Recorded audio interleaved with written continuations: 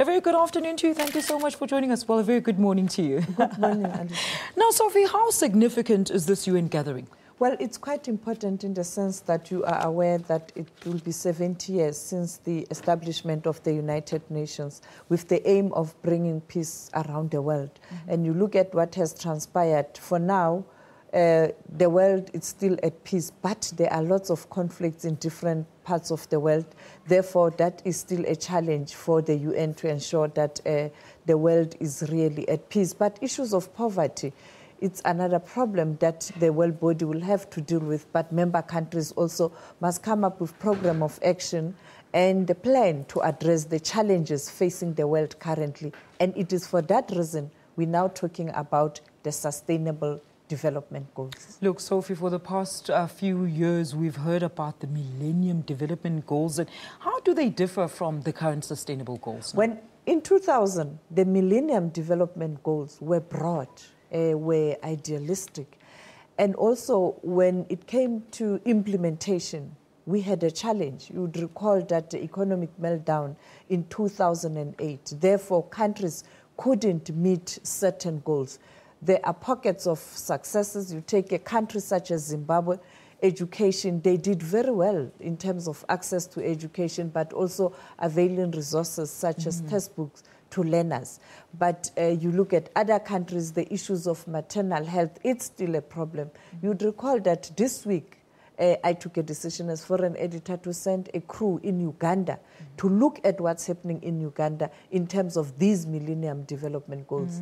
But looking at case studies such as health, education, and we really covered a lot of stories around the challenges and the successes. In Harare, again, our reporter Shingai Nyoka was on the ground visiting different areas, looking at education, looking at health and issues of economy. On Monday, Shingai Nyoka will be in Mozambique, in Zambia.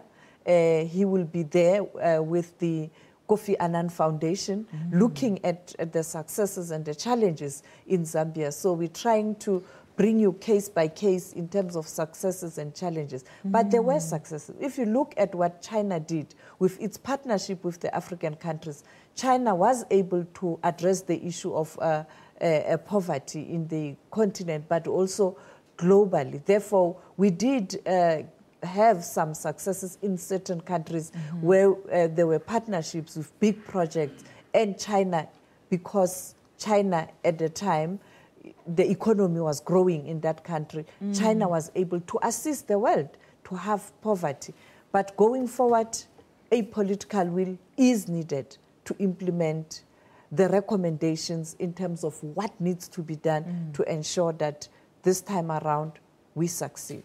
Look, Sophie, speaking of that, I mean, there's been allegations of non-delivery when it comes to implementation of these goals, and it's also been linked to corruption. Is there such a thing? What's going on there? Let's start with these goals. You have 17 goals.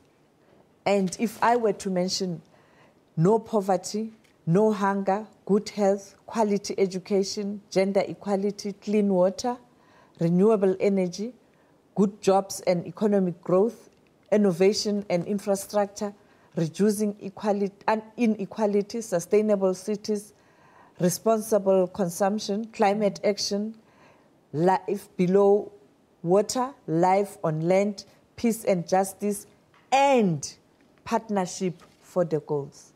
Therefore, for us to be able to say in 2030, we have managed to implement what needed to be implemented, partnership will be key. Absolutely. But also political will. It's very important. Therefore, the UN member countries cannot just make statements and be on television there at the UN as you see them every hour where we're trying to bring you what's happening at the UN. But they must commit in terms of budgets.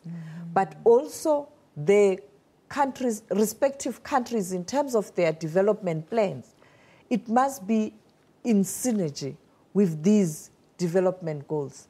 Therefore, it will require a political will. And fortunately, this time around, there has been a broad consultation with different stakeholders, your ordinary people, your NGOs. And I want to give credit to South Africa in this regard, because starting from the Millennium Development Goal, the Conference on Sustainable Development, which was held in Johannesburg some few years ago, and South Africa being chair of the G77 countries, South Africa playing a prominent role in the SADC region, South Africa playing a prominent role in the continent at the AU, was able to mobilize countries to agree, but also to work together. And us chairing the G77, when you look at these goals are clearly inclined to address challenges of the poor and the marginalized. Absolutely. So I can say the goals are politically correct, if I were to use the political terms.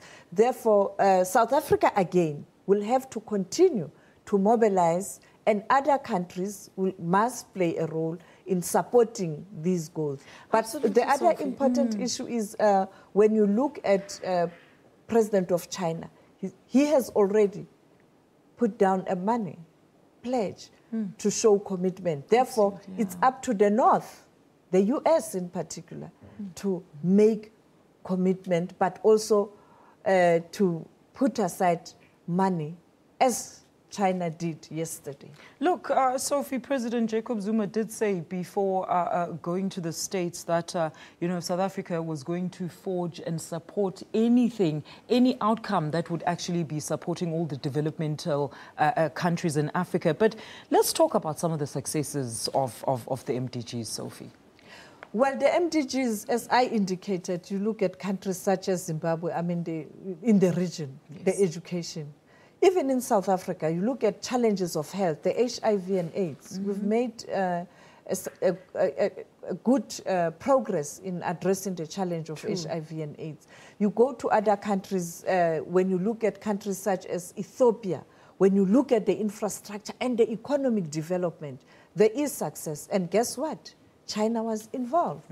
Most of the airports in the African continent built by China. Therefore, when you build infrastructure, you resuscitate the economy. And therefore, it is for that reason the African continent was able to do better in terms of economic growth when in other parts of the world people were struggling. But Africa was able to deal with challenges of the economic meltdown.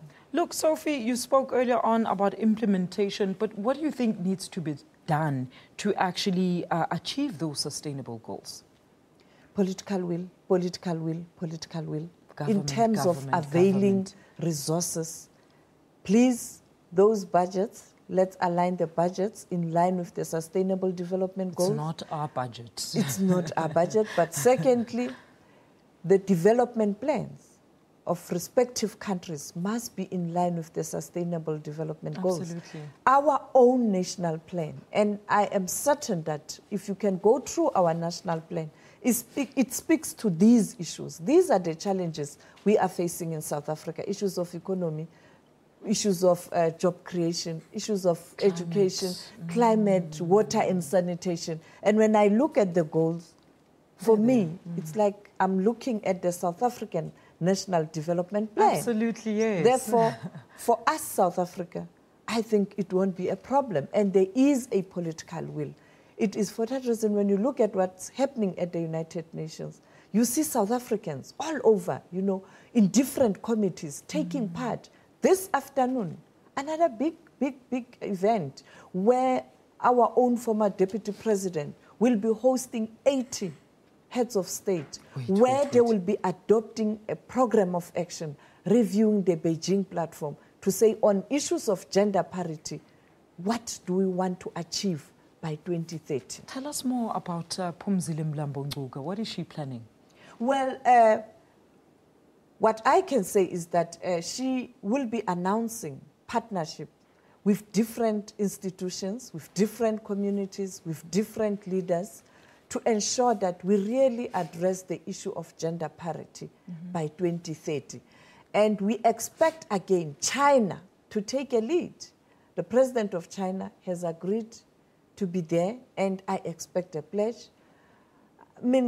Cuba will be there. South Africa will be there, and many other countries. Well, of course, Obama is Yes. not coming. I'm sure he'll be sending a delegation. Mm-hmm. And Russia will be sending a delegation.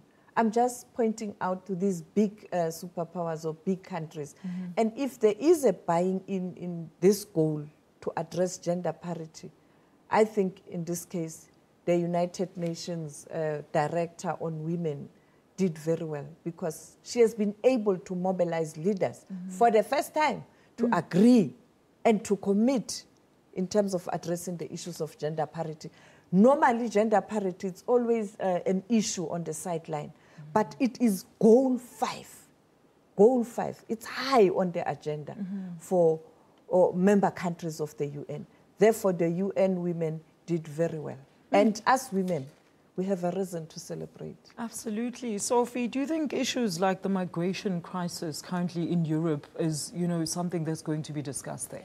Of course, tomorrow, when the summit of the General Assembly starts, I expect all leaders to touch on the issue of refugees and migrations, because it is a challenge. You look at what's happening currently, it is a crisis, and Europe alone will not be able to solve that problem. True. Therefore, member countries of the United Nations will have to work together to address this issue, because it starts with member countries. You look at us in the African continent. I was about to say, Sophie, a lot of people are saying that why isn't the African continent, taking its own refugees? I mean, why do they have to make that journey all the way abroad? Yes, it's true. That's the question we must ask. But secondly, let's stop the wars. Absolutely. We can't afford this situation where the continent is at war.